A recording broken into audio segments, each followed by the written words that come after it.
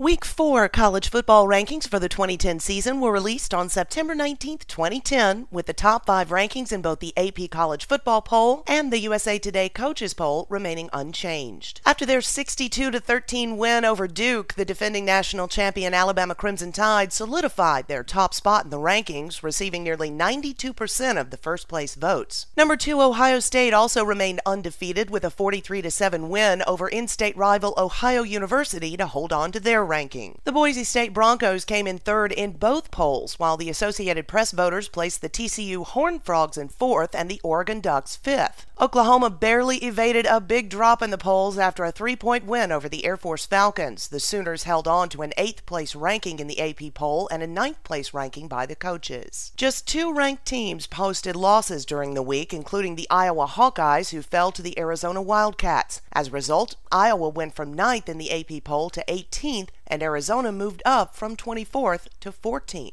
The Arkansas Razorbacks moved up 2 spots to 10th in the AP poll after notching a 31-24 win over SEC rival Georgia. Michigan State vaulted themselves into the rankings for the first time of the season, coming in at 23rd in the coaches poll, 25th in the AP poll. The Spartans earned a 34-31 win in overtime against the Notre Dame Fighting Irish by using a trick play, faking a field goal to score the game-winning touchdown. In the second loss of the week by a ranked team, the Houston Cougars lost quarterback Case Keenum to injury. They were defeated by the UCLA Bruins to drop out of the rankings. For more information on the 2010 college football Week 4 rankings, visit the link below.